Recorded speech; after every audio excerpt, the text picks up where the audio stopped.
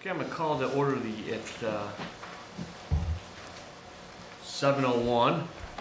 The public hearing that was set for 7 o'clock for the zoning map amendment and preliminary plan application number 1118-5 from Summers Real Estate Group LLC for proposed residential conservation development R2 RCD district on a portion of land currently known as permanent parcel number 08A002000080, whose address is 12395 Winchell Road, as further described in Exhibit A, being 24.6198 acres of land.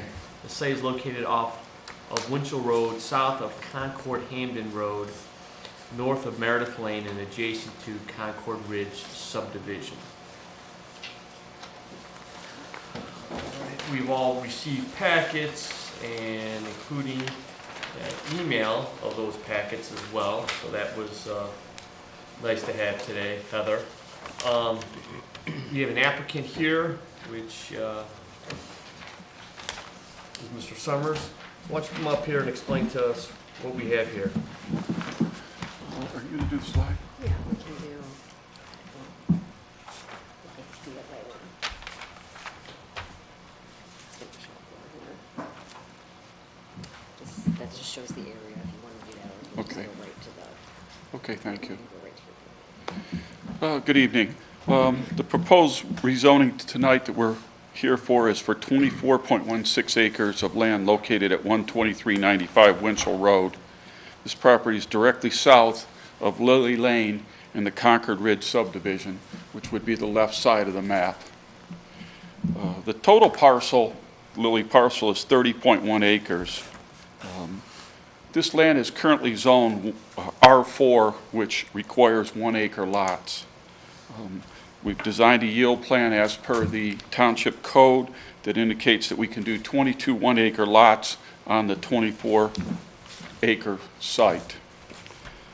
Under the RCD district in Concord, we can, with a density bonus, we can go to 24 half-acre lots is what we're proposing at this site. The proposed plan has 10.47 acres of open space, resulting in 42% of the site being open, preserved in perpetuity. This design was used the following design criteria. We're maintaining and preserving sensitive natural resource areas, including fringe woods, wetland streams, riparian corridors, and natural drainage areas. These are primarily located across the top of the property, adjacent to Concord Ridge subdivision open space.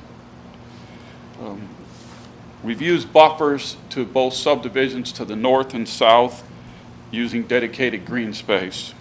These will not have any buildings, swing sets, any type of structures will be allowed on these open buffer spaces.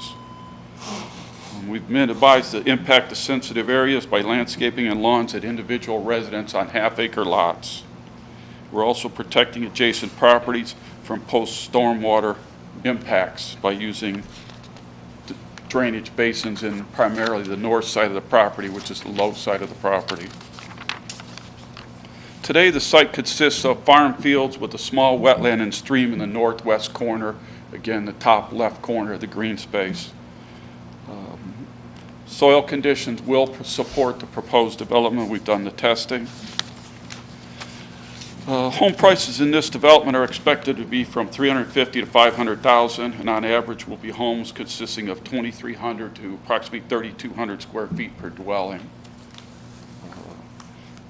We expect that there will be 3.4 residents per dwelling, and the net population increased at Concord Township would be 81 people.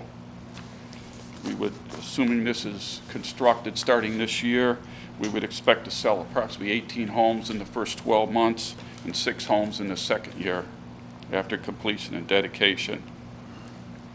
The density of the proposed development is 1.07 dwelling units per acre. This development in this area is served by Paynesville Water and Lake County Sewer, which is a component of the requirements for the RCD district. all the utilities are located at or adjacent to the site. The stormwater system will be designed to meet all Lake County engineer standards, as well as obtaining an Ohio EPA pollution and stormwater permit. We will be meeting all the Lake County soil and water requirements for both construction period and post-construction water discharge. Preliminary, the stormwater is going to be to the, at least on the preliminary plan, that's going to be in the rear of sublot 16, 17, and 18? That is correct. Okay. The site falls from the south to the north, that's the terrain, and there is a stream, outflow stream currently on the property that flows to the north Okay. to a large retention basin. It's approximately 2.5 acres that was constructed as part of Concord Ridge subdivision. Yeah, you have open space, that open space block 1 for Concord Ridge? Correct. Is The that water that's flows. permanent open space? Yes, that's already been recorded, and that plat has been recorded, and that's permanent open space. Right now, what about the stormwater behind these sublots 6 and 7, for instance? Again, those lots fall from, the terrain falls from south to north, and if required, the Lake County engineer requires rear yard drains. At every other corner, there will be a rear yard drain that will then connect to the stormwater system that's in the street. And the open space would be deed restricted? Correct. Now- It will, also the deed, that conservation easement will be held by a independent third party. Okay. That was my question. I don't know if Lake County and Soil and Water is going to take this one. That would be our preference since they hold the other one. They haven't committed yet, but if not, it will be a third party. Not a homeowners association. Correct. Okay. I assume the county is already, sanitary is already signed off that they have the capacity? Correct. In terms of the sewer? They've seen a preliminary design. We work with them.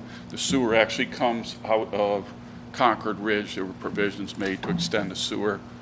Whenever you put a subdivision in, they require that you take the sewer to the property line.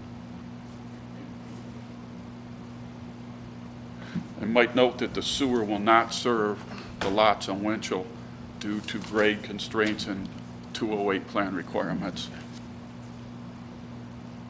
I wondered about that. That was fine. I know that had been part of a previous discussion. If you remember, the land along Winchell and going to the north was also, there were issues there, and the adjacent neighbors were concerned about density, so we made a plan change then.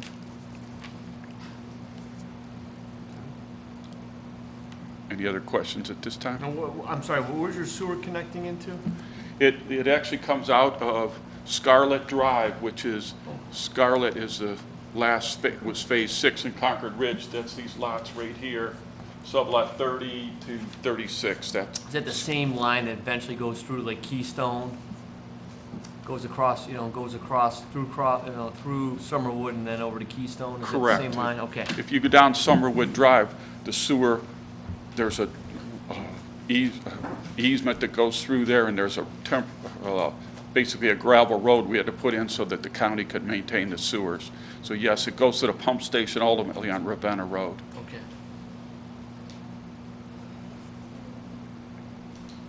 Heather, we don't have a copy of the yield plan in front of us, but I assume staff reviewed and signed off on this yield plan in terms of the density bonus? Yes, correct. When we had our pre-application conference between the zoning commission and the trustees back in July of 2018, it was determined that the yield plan was reasonable, and it did meet, based on the open space set aside versus what they could build under the R4 versus this plan, it did warrant the density increase, which allowed him 2 additional lots rather than 22 that he could have done under the yield plan.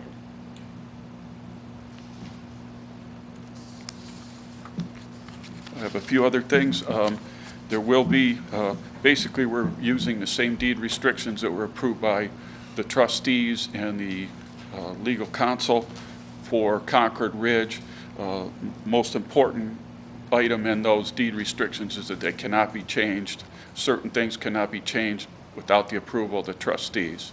So those can't be changed unless you meet them. Those issues are square footage, exterior requirements, hard surface driveway, similar items like that to protect the neighborhood. Those were approved by, again, this board and Mr. Lucas for the other subdivision. They You work mentioned well. landscaping in the open space. Obviously, once that is handed over to a third party, I'm not sure what your covenants are going to read, but I don't know if that would allow future planting. But what is when you say landscaping, what's your intention there? Is that wooded, lots of trees? You putting them in? Are you making them ornamental? Are you letting it go natural meadow? What's The plan is to allow it to go back to, from farm field to what we call open meadows. We will plant some trees that are conducive, but primarily it will be going back to what it was many years ago before it obviously was over good. time a meadow will start to forest?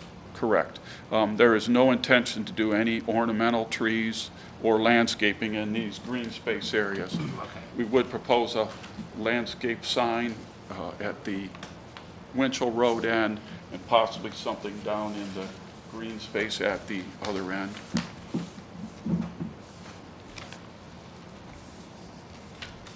What about clear designated markers at the end of each lot? Those will, they're started to be installed in Concord Ridge.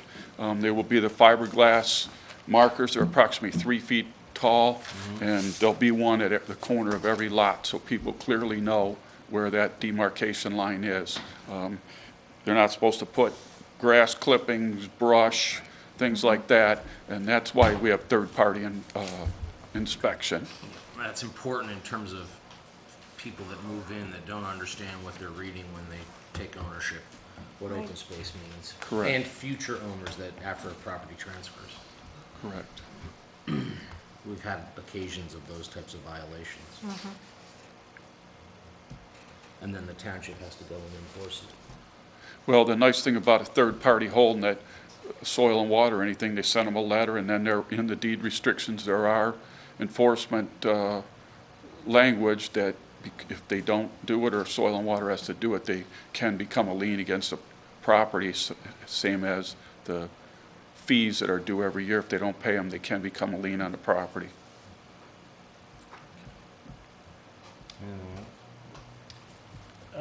No, I think maybe it's just to explain to the general public what they're talking about in Dennis, that density bonus and the yield plan is, originally you would be able to put approximately 22 lots on this property.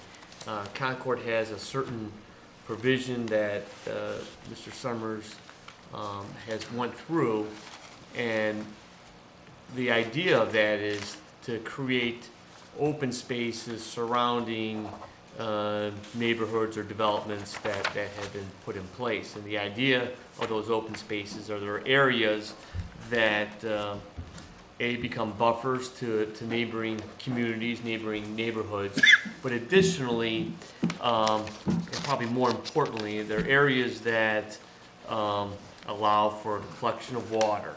And what we've found in a lot of our older neighborhoods here is that we have stormwater problems that go from one neighborhood to the next neighborhood because of the lack of open area.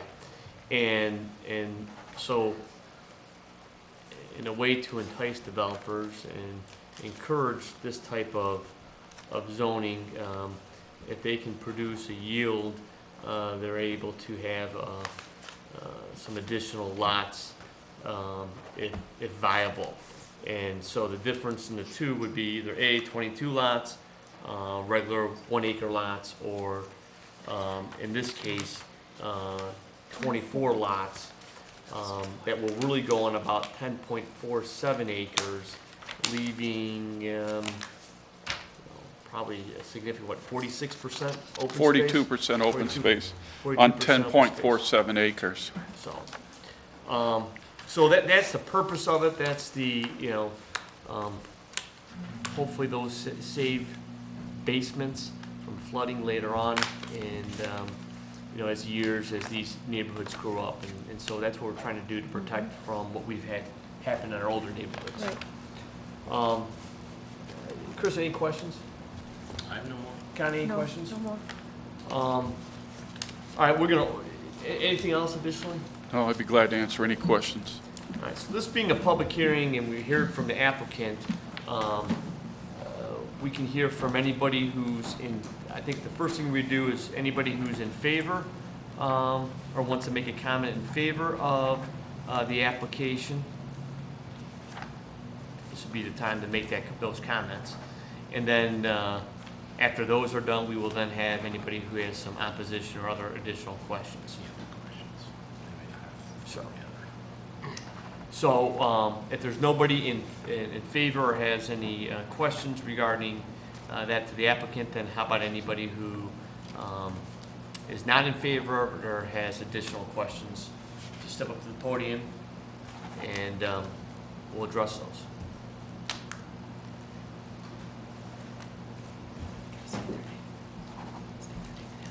If you would just state your name. Certainly. Nancy Pokorny, and I own the home at one of the bottom of the hills, 12346 Winchell Road. And I do not want to prevent the Lilies from certainly earning what they would in the land as development has come around them, understand what they may need to do. My biggest concern is with stormwater. And living at the bottom of that valley there, everybody that's come in recently has said, oh, we're taking care of it. The floods this past year have been significant. My neighbors across the street, Jen and Ray Hayden, formerly Jen Stanford, they've had their driveway washed out. He had to put in very pricey culverts to preserve that. We have a spring that runs through our place that has existed as it has for about 100 years, and that just washed out. And then as I looked at the Stanford Springs drainage, there is a basin there, and nobody maintains it. So it is filled with weeds, and you can just see the water running off. So my question is, who maintains that 2.5-acre basin to ensure that it is collecting the water and is disposing of it correctly?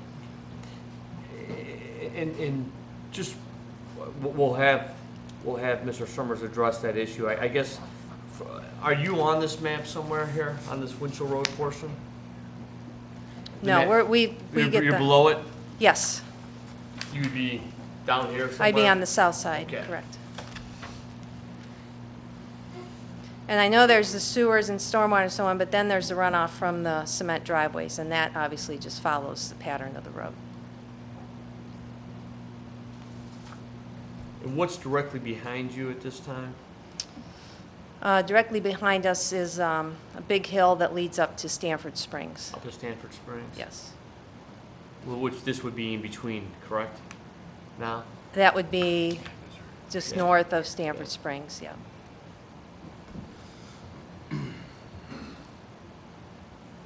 Well, I think Rick can answer how he intends to write up the maintenance on the retention. I think what we'll do is look at what infrastructure, if there's something on Stanford Springs that's not being maintained, to see if there is something that needs to be done either by the Stormwater Department, Homeowners Association. Yes, sir, we'll be looking at that tomorrow.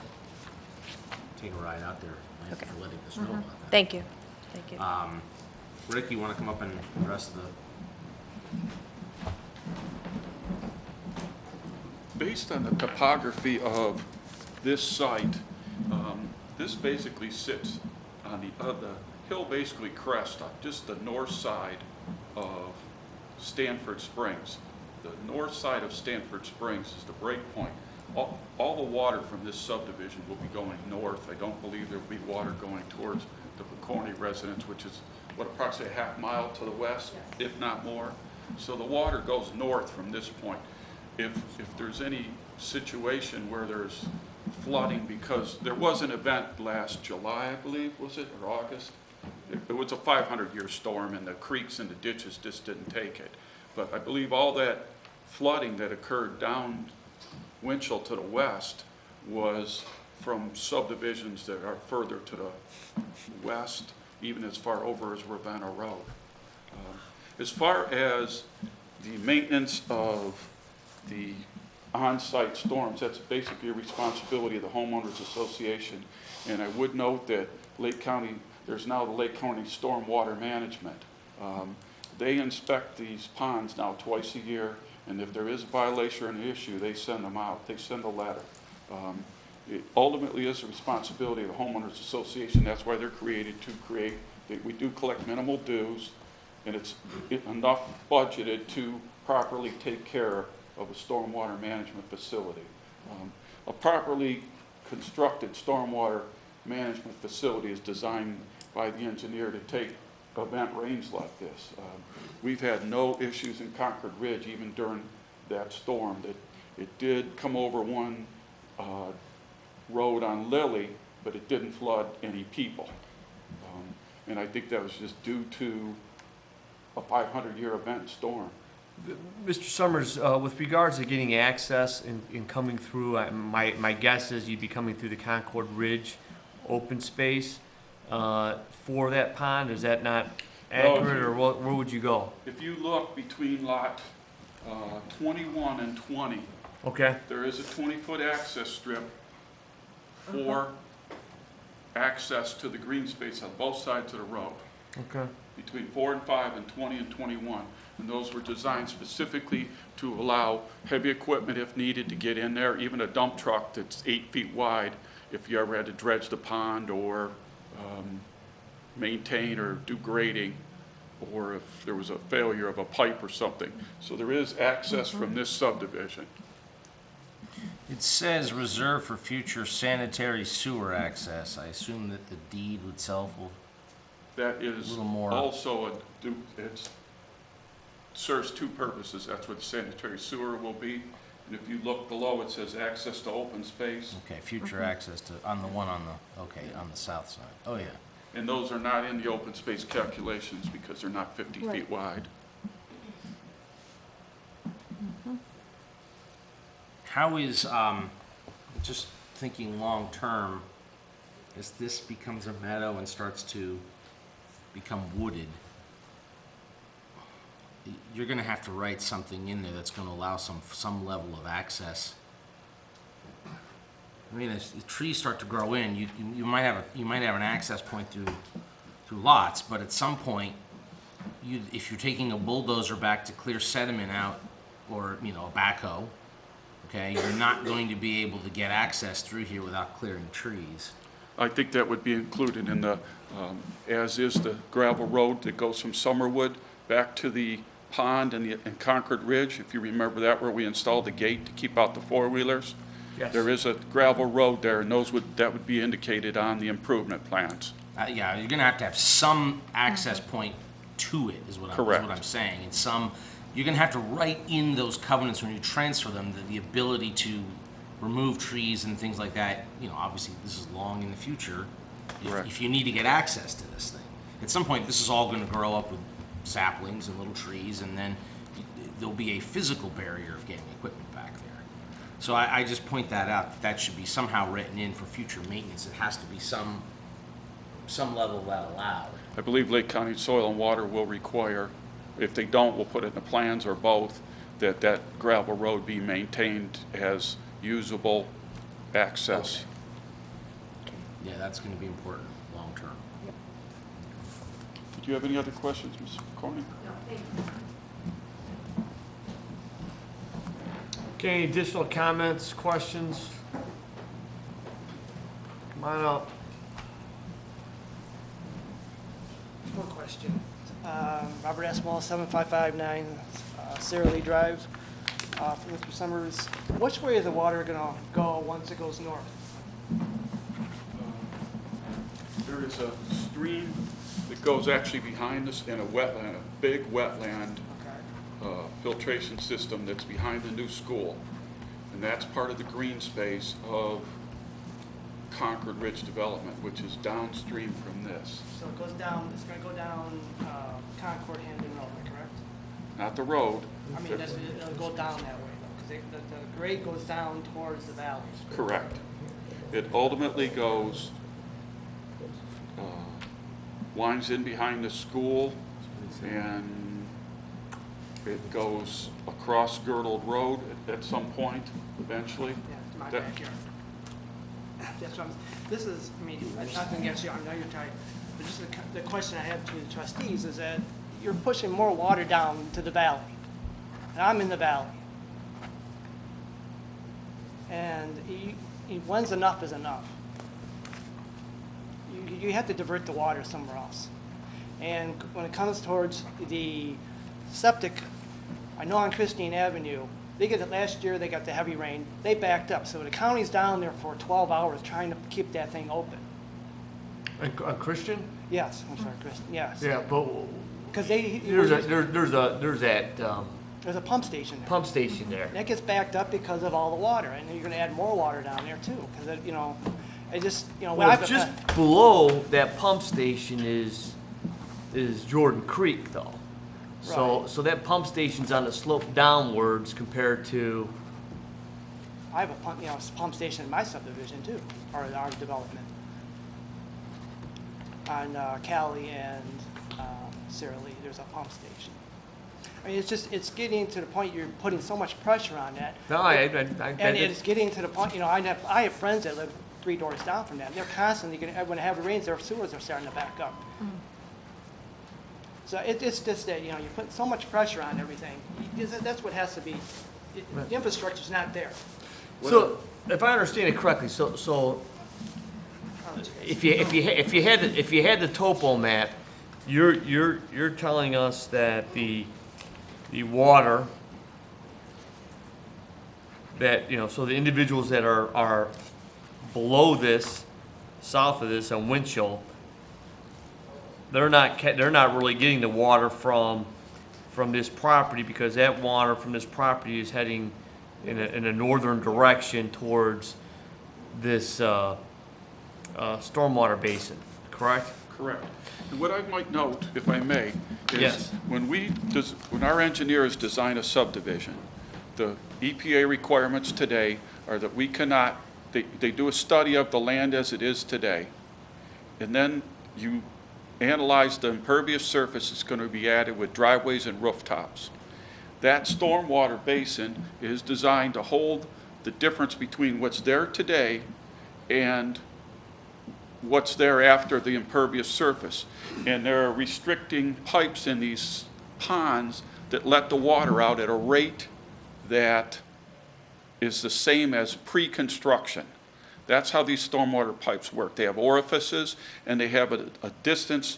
If you've ever been back, anyone's been back at Concord Ridge, that 2.5 acre lake has about a 10-foot freeboard. That water could come in, it comes up, and then it goes down slowly. You'll see it over time. And it's much more restricted during construction times when there's possibility of mud and silt. They're also overdug to allow them to fill in a little bit during that period. And then once it's all the seeding's done and it's permanent, you open the orifice up, but it still can't flow in a 100-year storm more than you had when we started. And then behind this is Concord Ridge. And then we get to the Cali subdivision and Far Hills Christian, right? As we're going I'm back not up. sure where Christian is, but Far Hill and Cali are miles north. I mean, they're quite a Well, bit. that's Christian and Jason, those are right there, right. I mean, they're right behind us right now. Those are right behind us. Those subdivisions. Okay. I thought the way the crow flew that you'd have to cross Girdled Road Right, right. and then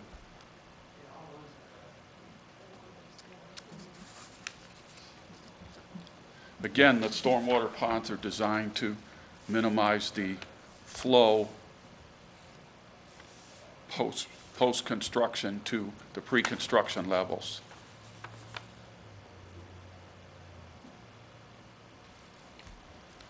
Here, Jason's here.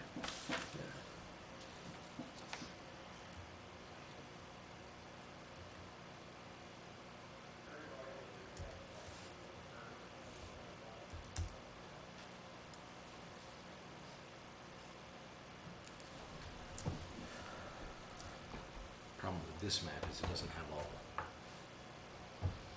Doesn't have all the roads? well, it doesn't have all the creeks. Yeah. It has all the roads, it has all the lots, but it doesn't have all the creeks and watershed. I'm not, this is a zoning map, it doesn't have all the topo. Right.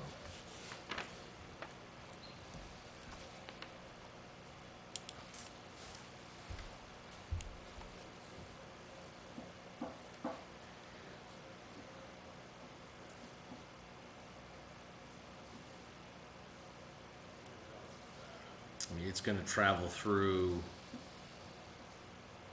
past Summerwood, north towards Girdle, towards Connie's Airport. Yeah. But we're at the top, we're higher. Our elevation is at the very top. I don't even have a culvert pipe at the driveway because it goes both ways. No, it goes Goes both ways. north and south. Yeah, without a topo map, I can't really.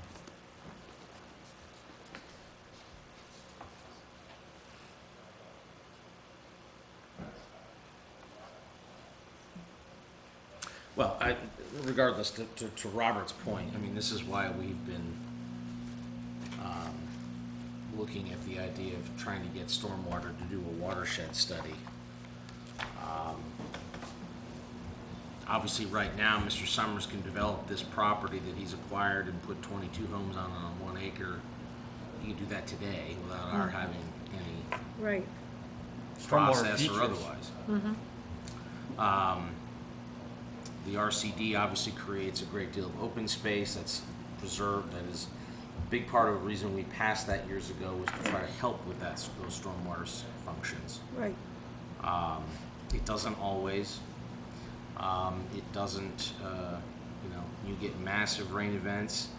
Part of the issue that we have found, obviously, is that our creeks are getting overwhelmed with all the runoff. In Concord Township, the creeks and streams are what's been used from a stormwater by developers for a long time in terms of managing stormwater with county and EPA approval.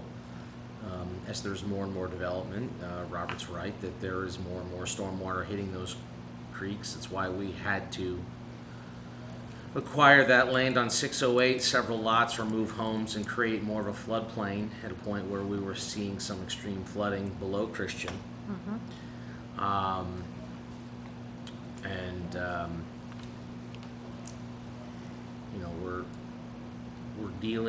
We're dealing with the issues of a mature community, those stormwater issues that you start to see in mature communities. But I mean, I can tell you that we are aggressive when we find these things, that we try to find solutions. An example being Areas Way. I mean, we've had county stormwater. We did not, in the end, the way that was designed, it was not sufficient. It was causing flooding problems within homes across the street, development across the street, actual homes within the development, and we had stormwater come out and make a bunch of Stormwater was out there, changes. made 2 significant changes. Widening, deepening the Each tension, time. Right. creating a separate flow area. So I mean, we'll continue to look at those things if it creates. If there's going to be stormwater issues from this property, it's going to start in places like Crossroads and Scarlet, and those local Summerwood. They're going to experience it first, and that would be our opportunity to have stormwater make remedies in terms of slowing down water and feeding it properly. Right.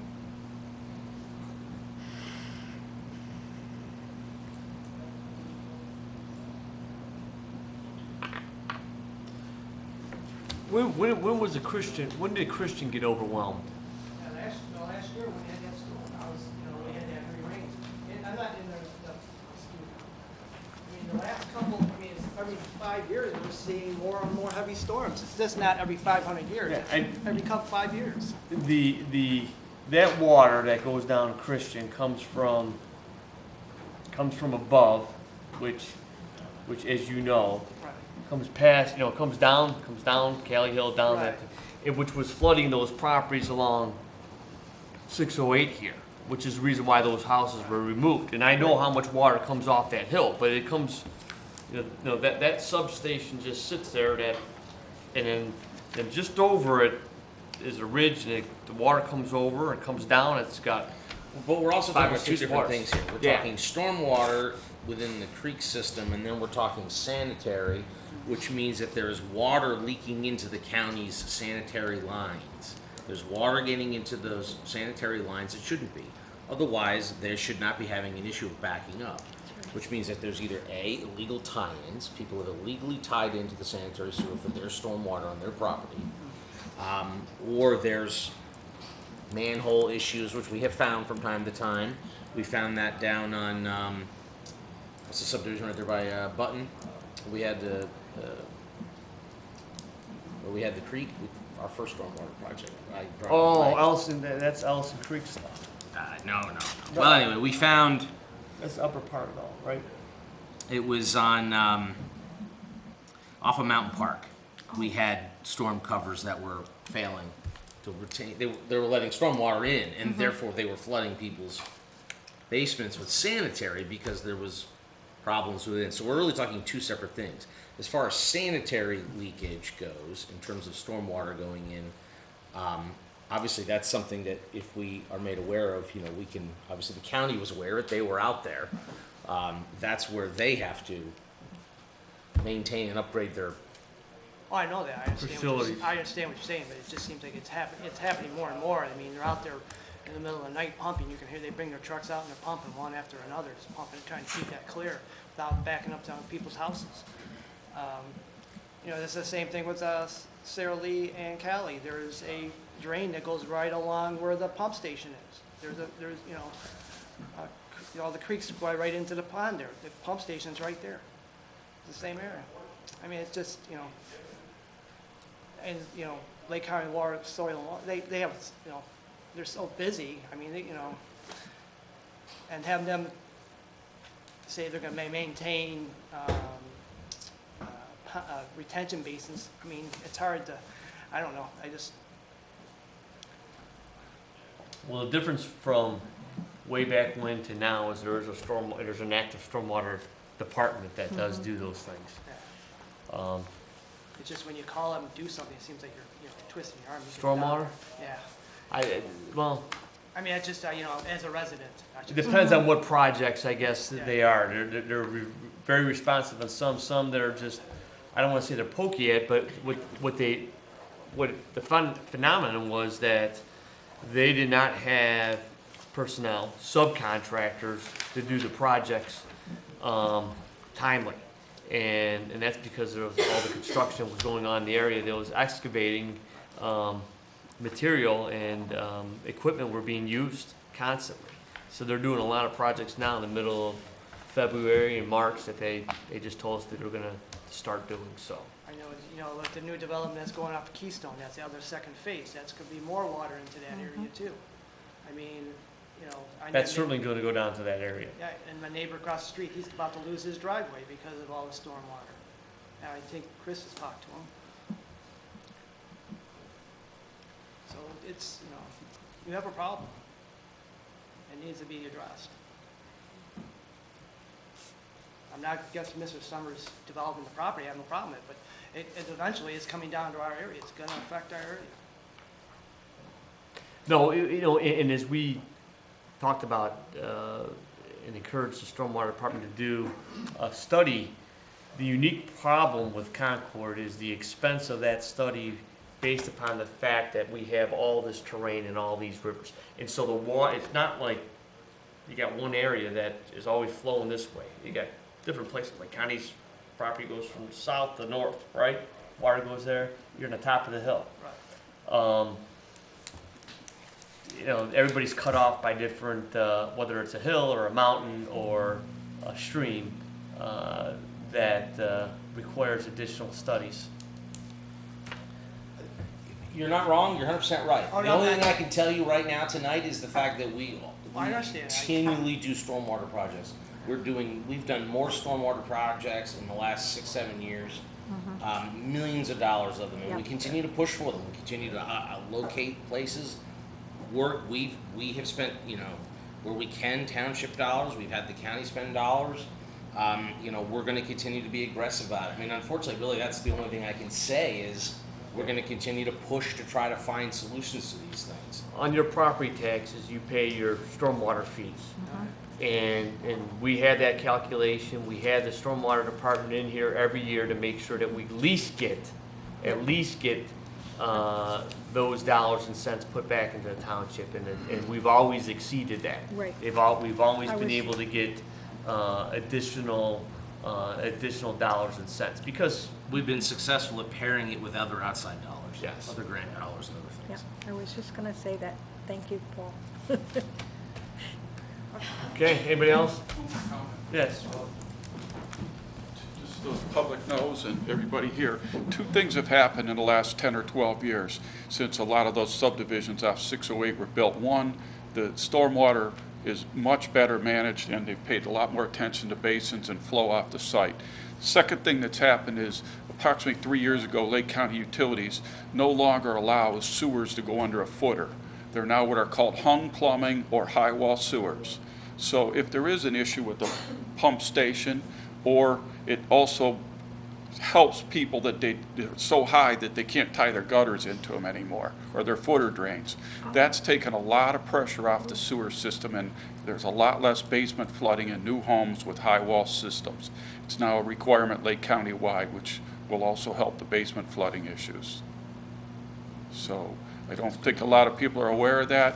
Unfortunately, if you put a finished basement, you have to have a pump in your basement, but it's better than being flooded. That's right. And that's a county-wide, I think it was a great decision by Lake County Sanitary Sewer to do that. Thank you. I grew up in a wet basement, so I'm very sensitive. Yeah. To basement flooding. At the bottom of the hill. I know. I've heard the war stories. 3 Crocs, 6 sump pumps. Okay, anybody else? All right. Any questions for Sakani or anything like that? I'm gonna close the public hearing. All right, we'll close the public hearing. Take a break, go right into the next meeting. It's rock and roll. Okay, then we'll call the Concord Township Board of Trustees meeting to order for February 6, 2019. Please stand for the Pledge of Allegiance. I pledge allegiance to the flag of the United States of America and to the republic for which it stands, one nation under God, indivisible, with liberty and justice for all. Okay, roll call. Mrs. Luda? Here, Mr. Melchewski? Here. Mr. Galloway? Here. Okay, approval of January 6, 2019 minutes. Good by me. me too. Okay, they'll be approved. Elected official reports. Amy, what do you got? All right, Mr. Melchewski, as of January 31st, we were 8% of the way through the calendar year. Treasury balance for the 19 funds within the township treasury is $4.2 million. Balance also includes $57,000 in funds set aside for specific projects. Most of that is the cemetery trust that can't be spent. Year-to-date expenditures were 16% of the treasury balance for 2019, and revenue was 2%. So we're slightly over budget, and we will be so until the real estate taxes come in during the month of March, and the permanent appropriations get approved next month. I was in Columbus last week seeking my CPIM accreditation. The state treasurer's office requires I complete 6 hours of training annually. I completed 7 hours. The auditor of state also requires 12 credit hours to be completed during my term. Along with public records and ethics training, I completed that commitment in 2016, but I added an additional 7 more credits this year as well. So if you have any questions, please do not hesitate to call our office. Thank you. Okay, thank you, Amy. Connie? Nothing to report. Chris? Mr. Chairman, last week I attended the Ohio Township Association Winter Conference in Columbus, along with Amy and our esteemed administrator. Was able to attend a Coalition of Large Ohio Urban Township Association function with legislators that was held. This is something that we hold annually to sort of press the flesh with our new and some of our previous reps and senators, impress upon them the need to make changes where we deem fit as it relates to ORC and townships. Attended several classes, one on an update to changes to township law, as well as one on limited home rule statutes, amongst others. Those would be the highlights. So just thought I would pass that along. Thank you. Okay. Those are good organizations to be in.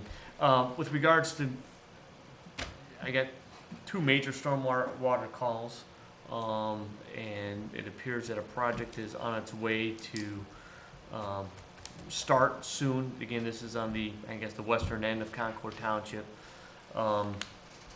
And then the other issue is very similar to what we just got done speaking about, which is the back end of Areas Way rolling down the Rolling Acres, and you have a pumping station that is getting overloaded, and that's been that has been in existence. There was a stormwater project originally ready to go in that area, which was halted by residents that were not willing to give up their easement rights. But as time changes, you get different residents, and I think they may be a little bit more willing nowadays. Shockingly, all those calls came prior to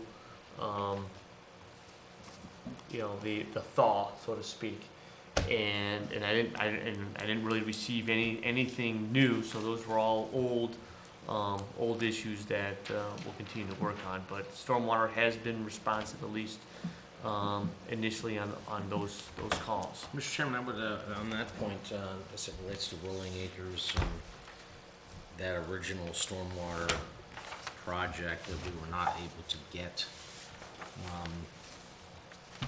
enough private residents buy-in. I will tell you that there are changes to the law as it relates to limited home rule townships that would seemingly allow limited home rule township to use eminent domain for the purpose of easements to perform those stormwater projects if you did not have complete buy-in. So obviously the design is not there to, obviously to take people's property, but to go in and make stormwater improvements and leave. But law would allow that now. So those are the types of things that we're going to have to be looking at in the next year in terms of some of these systemic problem areas, in terms of trying to solve some of the things that like Robert has brought up. Yeah, I mean, usually, our projects for stormwater purposes are usually, we got to get in someone's backyard and dig a trench and provide for some ability for water to kind of expand a little bit in a way so that it delays the constant flow during a storm. These weather phenomenons happen more and more. Again, I'm very sensitive to it. You wake up at 2, 3 in the morning just to kind of, they always seem to be shearing.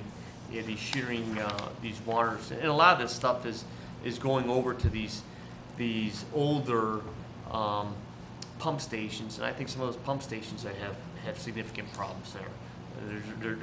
They're collecting a lot of water that they shouldn't be collecting. So. Well, obviously the nature of a pump station is they typically be at a low spot because they're pumping. So that low spots also happen to be what? Yeah. That's where water goes. And they're flooded. So, Right. we were down at the bottom of the Brightwood Lake Dam. I recall a midnight visit with you there and a driving, pouring down rain and flooding. Yes, tramping around with water up to our waist, looking at sewer water, and God only knows what else we were tramping along. That's right. A lot of fun. It is. All right, department reports. Mr. Rose. Thank you, Mr. Malcheski. Good evening, members of the board, Mrs. Dawson, members of the public.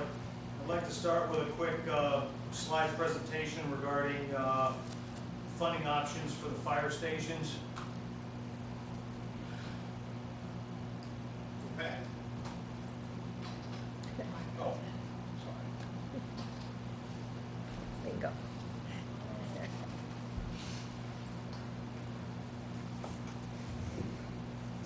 you know, we are currently exploring and working with an architect to replace our 2 fire stations. Projected cost, based on today's construction costs, both stations be about $18 to $20 million. I think that's a little bit on the high side, but it's a planning figure for right now until we drill down further. We have current funding sources. We currently have the JED funds, TIF funds, that's Joint Economic Development District funds, and then tax increment financing. We also have general and capital project funds. There are possible funding sources. There's always the SIB loan, which is the State Infrastructure Bank. There's government bond issues, and then there's always the possibility, well, that would take some request and some lobbying, but there are opportunities to get money from the state capital budget, and we are continually searching for various grants to see if we qualify for anything in order to help offset the cost. The debt service on our financing options, using an average interest rate right now of about 3%. The annual debt service on the full 18 million would be about $910,000 a year for 30 years. At 15 million, that drops to $758,000 a year for 30 years, and then at 10 million, it goes down to $505,920 a year for 30 years. In 2018, the JED revenue brought in about approximately $750,000. TIF revenue was approximately $200,000, and then capital projects is approximately $85,000. Some of the options include a state capital budget line item that would be on the next budget cycle, and we would certainly work with our state representative and state senator to see if we could be included for a portion of money in the next state capital budget. Direct JED and TIF funds toward this project. A taxpayer levy for a large share. A 1 mil levy currently allocates it and brings in $692,715 a year. The actual net of that, because not everybody pays their property taxes on time, and then there's fees associated with the collection and so forth. What we net is approximately $600,000 a year from one mil. And just a reminder, $35 a year for each mil per $100,000 value of your home. It is possible to run this as a facilities infrastructure levy and go continuous. That way it can also be used for other projects down the road. Community center, cemetery expansion, roof repair, replacement, parking lots, park repair, park replacement of equipment, and also ball fields and other recreational facilities. In short, my initial recommendation, and this will continue to be refined as we get closer and start working down to our cost estimates, but the administrator's recommendation right now is to utilize TIF and JED funds to cover 50% of the construction costs, which is, I'm estimating at approximately $10 million with a debt service of $505,000. The second part of my recommendation is to run a facilities infrastructure land levy at 1 mil continuous to cover 50% of the construction, and we run that in November 2019. That would cover the 10 million with a debt service of 505,000. The balance of that levy revenue would be placed into a separate facilities infrastructure land fund to be used for future projects down the road. That concludes my quick and short funding update for right now. And as we drill down and get closer to actual cost, this will continue to be refined and updated as we look for grants and other opportunities to decrease the overall footprint of finance. What's the expectation of actually, when we start getting closer to the cost? I mean, what's the time frame there? Maybe 3 to 4 months. I would estimate early summer, late spring, early summer, we should have a much better idea of the cost. Okay. So there is time to tweak these numbers and take a look. And again, that's my initial cut on the numbers, so that we can start having some discussions on that. Okay, anything additional? Yes, sir. We are in discussions with ODOT regarding traffic safety. They will be evaluating the State Route 44 and Capitol intersection in the near future to ensure proper signalization is in place to increase safety for vehicles on State Route 44 turning left onto Capitol Parkway from either direction, whether you're north or southbound on 44. The fire chief's been involved, the sheriff department's been involved, and I appreciate their comments, concerns, and input. And ODOT has agreed to send a team out to take a look at that signalization to make sure that everything's flowing so that we can try to increase the safety at that intersection. Just as a reminder, the initial design of that interchange, ODOT did not believe that arrow signals were warranted and refused to allow them. That's correct, sir. Making the promise of future review if necessary. Thank you to the sheriff's department and the fire chief for continuing to bird dog that with ODOT to get them up out of their chair and how to review what we believe needs to happen, which is there should have been green arrows there since day one, and hopefully they come to the same conclusion. Yes, sir. A little stormwater update. We received an update from Lake County Stormwater regarding the outfall repair at the Country Scene Detention Basin. The contract has been awarded and work is set to commence in March. I believe it is a 3 to 5 week job depending on weather. So that'll be beginning in March and hopefully wrap up in April. And that will greatly improve the stormwater issues out at the Country Scene area. And then lastly, we would like to welcome the following new businesses to our community. Pet Value, located at 7649 Crowell Road. Fitness Together, located at 7651 Crowell Road. Elements Massage, located at 7657 Crowell Road. And Pixie Salon, located at 9853 Johnny Cake Ridge Road, Suite 306. We wish them good fortune and we thank them for their investment in our community. And that concludes my report, sir. Thank you. Fire Department, Chief Sabo. Hello, everyone. Good evening. So for the month of January, we responded to a total of 216 total events. We gave mutual aid to our neighbors 24 times. We received mutual aid 16 times. And we were overlapping calls, so we had more than one event going on at once, 46 times, or about 20%. We had 3 fire calls within Concord, and we had 8 fire calls outside mutual aid districts. We had 128 EMS events and 103 EMS transports.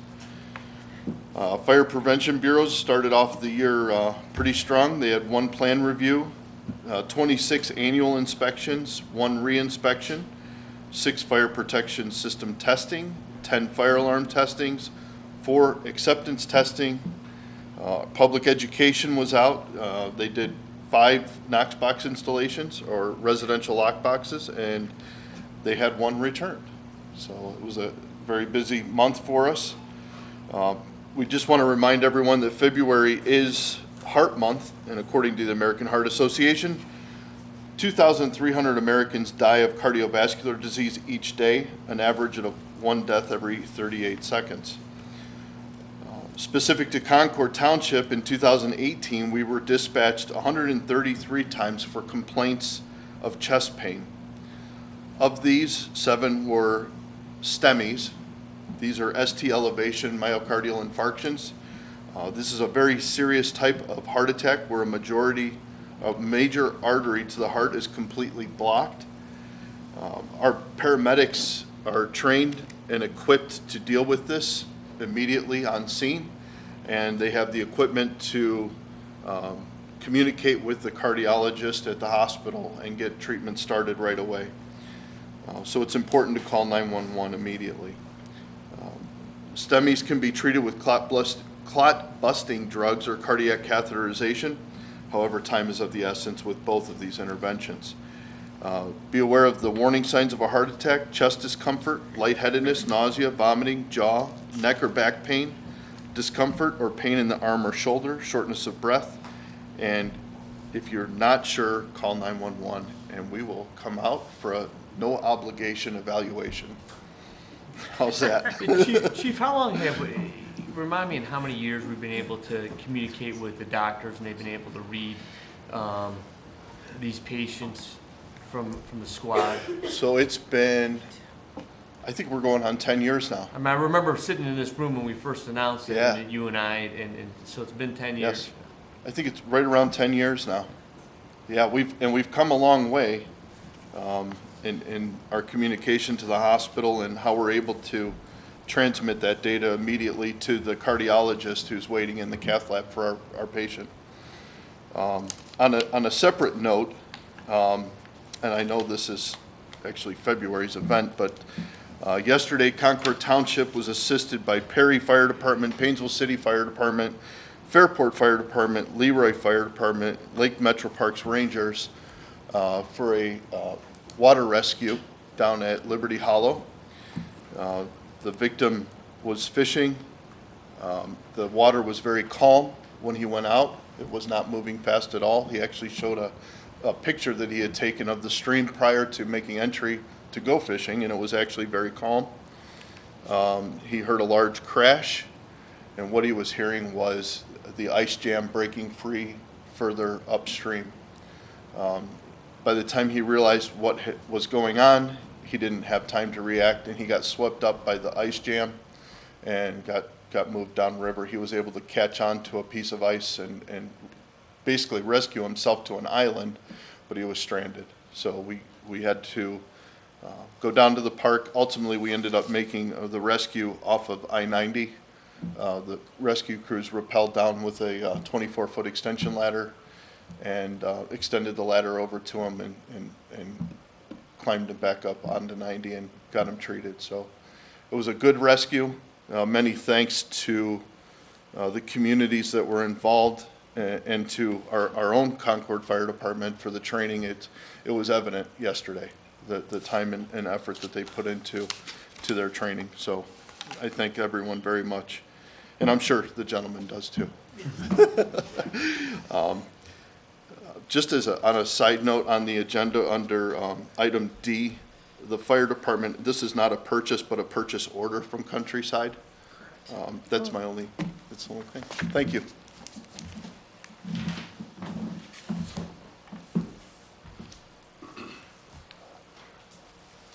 Okay, Service Department, Frank Kraska.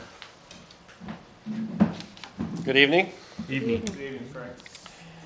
January turned out to be an active month on the winter front. The Township Service Department dispatched snowplow crews on 25 occasions to plow and treat roads throughout each snow and ice related event. During the course of those operations, we dispensed 1,289 tons of rock salt on hills, curves, and intersections. Occasionally, when severe icing conditions warrant it, we will also spot salt to straightaways.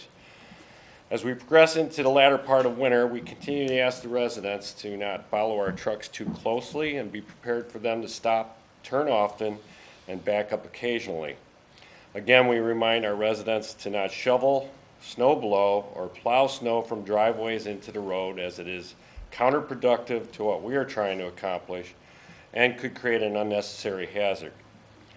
Further, as you lay out your travel plans during significant winter weather events, allow extra time for your travels and make driving your primary focus. Do not allow for your mind to be elsewhere other than focused on the road. With the sudden potpourri of temperature changes and snow to rain events, we are witnessing a tremendous burden on our road surfaces, which comes the aggravating crumbling of the road surface and subsequent chuck holes. Our crews remain proactive in response to these conditions, and we continuously inspect and repair township-side streets on a regular basis and report observations of county and state road conditions to their authorities if required. Residents can still have snow barricades installed to protect their mailboxes, so give us a call or visit our website. And again, residents that have any questions or are in need of services that our department provides, they may find this and other related information under the Service Department tab at our website at www.concordtwp.com or call our office at 440-350-3225. In closing, again, I'd like to speak of this, is we ask that residents always take into consideration on how they might contribute to our long-term environmental needs by landscaping their properties with purpose and long-term benefits in mind. It will assure for water to be clean and that air will remain fresh in Concord. Concord's charm is sustainable through efforts by all. Thank you, and that's the report for the Service Department. Thank you, Frank. Thanks, Frank. Zoning Department, Heather. Good evening. I'm going to be brief. During the month of January, the zoning department processed 11 zoning permits and collected just over $1,300 in fees. Of those permits, 3 were for decks, 3 fences, 1 accessory building, 1 residential addition, 1 new business, 1 pool, and 1 sign. Last night, the zoning commission met. We had a work session to discuss potential zoning amendments. We'll continue to have future work sessions on those topics. And finally, next week, the Board of Zoning Appeals will meet on Wednesday evening, and will continue a public hearing for 1 appeal case. If there's any zoning-related questions, feel free to contact me at the zoning department. You can find our information on the township's website. Thank you. Thank you. Heather, am I right to understand that we have, or we should be having a plan submitted soon for the connection on Hunting Lake Drive? Oh, yes, the zoning department, thank you. We did review, Philly County Planning Commission did submit Quail Hollow number 10, phase 10, which comes off of Hunting Lake Drive where Rock Dove is, and Hunting Lake Drive will eventually come through and connect to the newer development that Todd Victor did off of Cryle Quail Road. 11, right? Quail 11, yeah, Quail 11 off of Cryle, Hunting Lake. We'll finally get that last piece of connection. So I know the developer did get conditional or preliminary plan approval from the Lake County Planning Commission with a handful of stipulations. So I'm assuming he's going to move forward with the final improvement plans this spring, and likely will start construction this year. So. What about, will he have to extend that water line then to, or around by the road, or is it? The water line's already in place. The water line's been in since the 90s. The sewer's already in, the detention basin's already in. There's an agreement between the developer of phase 11 and phase 10, so the majority of those improvements are already there. Okay. It's basically putting the storm, I believe the storm sewers and the road itself, so. Great. Thank you. Thank you. Mr. Rose, you got rec report to read? Oh, boy. I'm gonna read this for Deb Esker. I promised she asked me to be as enthusiastic as she is. So here we go. Good evening. The Concord Township Recreation Department encourages everyone to check out the classes at the Concord Community Center in February. And gosh, we got a lot of great classes. We have martial arts, we have yoga for beginners, we have mixed level yoga, we have pound, that's an exercise class using weighted drumsticks. Okay, we have mixed media art, and then one of my favorites is a make and take workshop for bath and body products. Very excited about that. Right? You can learn how to play poker. You got stained glass for beginners. We've got retirement planning, and we've got Dream Quest, which is a type of dream interpretation, which sounds kind of interesting. Okay. Also, in collaboration with the Morley and Mentor Public Libraries, we are pleased to present the following workshops in February. On February 5th, we've got Color Me Concord. February 12th, we've got Learning to Use eBooks for those of you that need some help putting books on devices like me. And then the really exciting one, and Mr. Galloway will like this because he's a historian, The French Revolution with Dr. John Foster is on February 19th. And then February 26th, another one of my favorites, Make Jewelry with Pages Out of Books. So that would be exciting. Will we Can't have wait to see what that looks will we like. have a working guillotine with the French Revolution? We may have a working guillotine. That would be awesome. All right. Valentine's Day is coming up, and here's a great opportunity. Bring your sweetheart to the Valentine's Mystery Game at the Old Stone School on February 14th and enjoy the charm of the schoolhouse while you solve the Valentine's mystery. It's free, you just have to call the rec department to reserve your spot. This afternoon, the 55-plus group learned how to unretire themselves as the Home Instead Senior Care Services presented information on how to stay active and increase your income after retirement. Okay? Our next 55-plus group gathering will be on February 20th when one of the favorites, Chuck Tamblin, is back to entertain guests with his special style of music. Now, these events are free, so you have to call the Recreation Department at 639-4650 just simply to reserve your seat. Okay? And then, you've heard this before, in 2022, Concord Township is celebrating its 200th anniversary. Okay? Be a part of this celebration and enter the Concord Township Bicentennial Logo Contest. The application forms and guidelines are available at Town Hall or at the Community Center, or you can download them from our website, and we're very excited to see what kind of entries we're going to get. Okay? All this information and even more can be found in the Winter Spring edition of the Township newsletter. It's also on the Concord Grapevine and also online at concordtwp.com. Okay? You can also simply call the Recreation Department at 440-639-4650 for assistance, or if you have any other additional questions, and I'll be glad when Deb is back. Thank you very much. She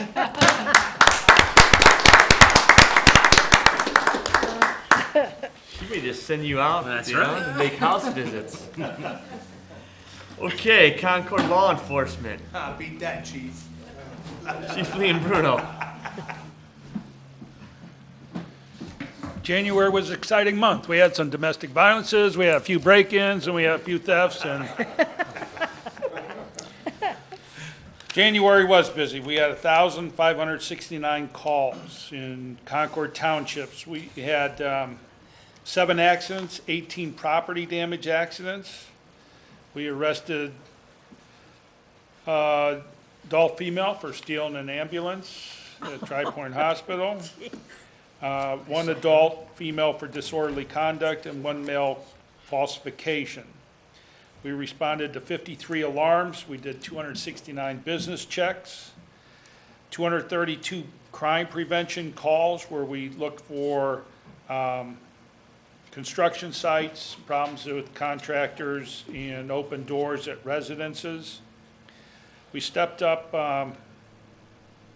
addressing the traffic issues in the township with the increased traffic. So we issued 267 warnings in January and issued 52 citations from that. There were 12 driving under suspensions and 5 DUIs in Concord Township. We have a number of new investigations, 1 for an overdose, 1 burglary, 2 assaults, 5 disturbance calls, 9 domestic violence calls, 4 drug investigations, 54 suspicious circumstances we were called to for people or vehicles, 10 theft investigations. On our website today, I put out information regarding a number of new scams nationwide, but that are affecting our area. One is Social Security scam, and they will call you and say that your Social Security card has been compromised and that they had to freeze your Social Security account. There's been 35,000 reports of this across the nation in 2018 and about $10 million in losses so far from this. They'll say that they need that your bank account information is being compromised, and so they need you to withdraw that money and either send it to them and they will keep it safe, or they're asking people to purchase gift cards or Google cards and then give them the codes from those cards so that they can keep your money safe. Recently, here in Concord Township, it happened to one individual who lost about $22,000 in that scam, unfortunately. Also, with the increase in internet traffic for purchasing, Another scam that's out there right now is they will send you an email or call you that your Amazon account has had numerous purchases that are questionable. And so they need to confirm your identity and ensure that your credit card information is safe. And so they'll ask you for that information, and then they have your credit card information. I So got that email. Delete. delete. Unfortunately, there's people still that are doing that. Way back, a number of years ago, there was someone here in the township that lost about $220,000 to the Nigerian email scam. So it does happen. We have that information out. And I also put a website out there today from the Trade Commission that has about 10 of the biggest scams that are going on right now in the area. So you can get that on our Facebook page. Or you can call us and we'll get you that information. That's it from the Sheriff's Thanks, Office. Chief. Thank you.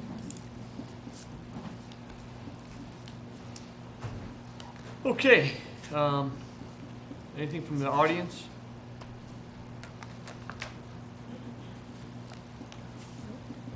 Okay, seeing none, we'll move to new business, January financial reports. Mr. Chairman, I make a motion to approve the January financial reports as provided by the fiscal officer. Second. All in favor, say aye. Aye. Aye. How about resolution 2019-01? Sure. I've got it right here in front of me. Oh, good. Make a motion to approve resolution 2019-01. This is a resolution authorizing the Board of Trustees for Concord Township to enter into an agreement for the purchase of approximately .56 acres of real property located at 6955 North Meadow Drive in Concord Township. For those at home, this is the second house on the north side of North Meadow Drive, directly behind Fire Station 2. We are purchasing it as part of the fire station reconstruction and expansion project. So we already own the house on the corner of North Meadow on the south side of the town, the fire station, and this would allow us to be able to complete the project. And this was referenced earlier by Mr. Rose. And again, this is, Mr. Rose and I were out there, but again, we're looking for probably to place somewhat of a basin or some other stormwater feature there that will help relieve some of that area and that gets Okay. water. I'll second the Water levy. motion. We got a motion, we got a second, all in favor, say aye. Aye. Aye. The first house on the corner of North Meadow, we bought 10 years ago, 11 years ago. 2004? No, I was trustee. No, I'm sorry. 7? 6, 7. It was right after I So started. that was an investment made long ago in anticipation of this day would eventually come. The timing worked well because the folks that own this house were actually looking to, as I understand, retire and move, so the timing worked out beautifully. Mm-hmm. Mr. Galloway, I'd entertain a motion on our public hearing. Oh, okay. Mr. Chairman, I would make a motion to approve the zoning map amendment and preliminary plan application, which is number 1118-5 from Summers Real Estate Group LLC for a proposed residential conservation development, R2 RCD district on the portion of land currently known as permanent parcel number 08A00200000080, whose address is 12395 Winchell Road, as further described in the exhibit you have in front of you, being 24.6198 acres of land. I'll second that. Okay. You want a roll call? Yeah, let's do a roll call on this one. Mrs. Luda? Yes? Mr. Galloway? Yes. Mr. Melchewski? Yes. I would ask our administrator with regards to this area, if you would grab those floodplain maps and maybe work with Mr. Summers to pull all the data he may have with regards to stormwater issues there. So we'll see if his firm has anything more accurate than what we have in the maps from stormwater. Yes, sir. Mr. Chairman. I was gonna move that we approve the fire department purchase order from Countryside Truck Service in the amount of $15,000 for recurring maintenance for the fire trucks and rescue squads. I will second that, and this is an annual endeavor. All in favor, say aye. Aye. Aye.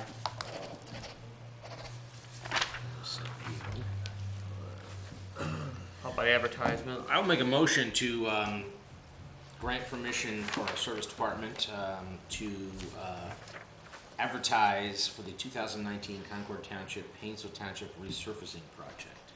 Second. Doing a joint project. All in favor, say aye. Aye. I would also ask that we maintain that that's not done too late in the year, so we'll have to keep an eye open for that. That's what happened to Button Road. Yeah. Mr. Chairman, I would make a motion to appoint Cindy Sadler as the Concord Township's credit card compliance officer. I'll second that. All in favor, say aye. Aye. And that is something that is required by the auditor. New new law. rules, new law. Yeah. I guess we have to make a vote to revise the staff meeting dates, which I believe we were going to change our staff meetings to the Friday before our, Yes, we Our Wednesday. previously voted Right. and approved staff meeting dates at 9 a.m. on the Tuesday prior to the first Wednesday meeting, and we would like, per a recommendation of staff, to change that to Fridays at 9 a.m., the Friday preceding the first Wednesday of the month meeting. I'll second that. all in favor, say aye. Aye. Aye. It's a great idea. Yep. We need to set dates for appropriation workshop. I'm meeting with Amy on Friday, so Amy, you were gonna recommend the 20th? 20th at 5:30. Works for me. all right, 20th at 5:30. We have a calendar sent out? Sure. Thank you. 5:30? 5:30. Yes, please. Future meetings and announcements, we have Wednesday, February 13th at 7 p.m. We have the Board of Zoning meeting in Town Hall. On Monday, February 18th, we'll be closed in observance of President's Day. On Wednesday, February 20th at 5:30, we will have our appropriation workshop. At 6:30, we'll have our trustees' office hours, and we will do this all over again at 7:30 on February 20th. Right. Anything for the good of the order? I have nothing, Mr. Chairman. Happy Valentine's Day. Happy Valentine's Day. Happy Valentine's Day. Have a good month. We'll see you. Meeting's closed. Thank you.